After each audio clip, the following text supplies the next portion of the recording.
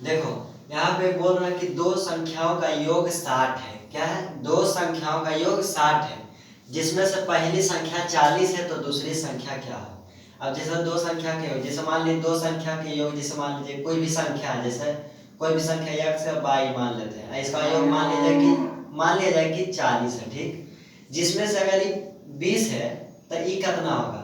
तो ये दोनों मिला के 40 है, जिसमें से हमको एक पता चल गया कि 20 है, तो ये 20 है ना होगा। 40 में से 20 घटा देंगे। जैसे दो गो लड़का है, दो गो लड़का को 50 रुपया बांटना है, हमको एगो पता चल गया कि 25 रुपया उसके पास है, तो 50 में 25 घटा देंगे तो दूसरा वाला निकल जाएगा। उसी तरह से इसमें ऐसा करके बनाना है। इसमें मानेंगे कि माना कि पहली संख्या x है, ठीक, तथा दूसरी संख्या y है, ठीक। माना कि पहली संख्या x है और दूसरी संख्या y है। अब क्वेश्चन में बोल रहा है कि दो संख्याओं का योग 60 है, यानी कि योग तो जोड़ x प्लस y बराबर 60, यही कह रहा मेन रूप से क्वेश्चन, ठीक। जिसमें से पहली संख्या हमको दिया है कितना? दिया है x बराबर कितना? 40। x हम किसको माने? पहली संख्या को। दिया है पहली संख्या कितना? 40, तो x बराबर 40, तो ये वाला हम लिख देंगे। अब x plus 40, x plus y बराबर 60 है, जिसमें से x का मान कितना है? 40, तो x 40 x के जगह पर धर देंगे और प्लस y के स्थान पर y बराबर 60। अभी देखो 40 प्लस में है तो धर माइनस में जाएगा, इसीलिए y बराबर 60 माइनस 40, तो y बराबर कितना हो जाएगा? 20 हो जाएगा। तो हम y किसको माने? y माने हैं दूसरी संख्या को। यहाँ पर लिखेंगे अतः दूसरी संख्या ब्रैकेट में से y बराबर कितना? 20 आंसर। देखो इसमें मतलब कि अगला क्वेश्चन है, दूसरा नंबर क्वेश्चन है, ये तो बता दिए पहला। अब दूसरा देखो, दूसरा में है कि दो संख्याओं का योग 70 है, यदि पहली संख्या 53 है तो दूसरी संख्या ज्ञात करें। तो ऐसे ही करना है। यहाँ पर ही खाली दो संख्याओं का योग 70 है, तो x प्लस y बराबर कितना हो जाएगा? 70, ठीक, 70। आप बना लीजिएगा बढ़िया, उसी में नहीं कर दीजिएगा, ठीक।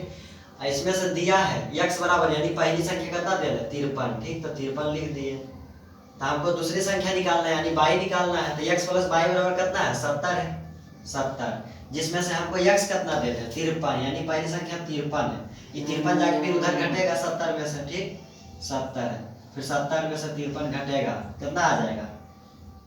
7, कितना आ जाएगा?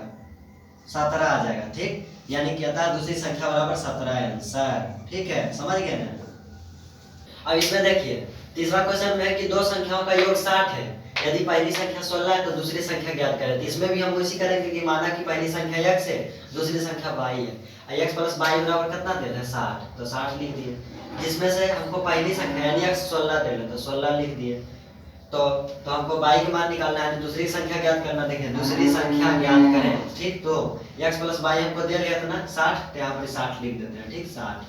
जिसमें से हमको पहली संख्या यानी कि x कितना दे रहे? 16, यहाँ पर 60 है।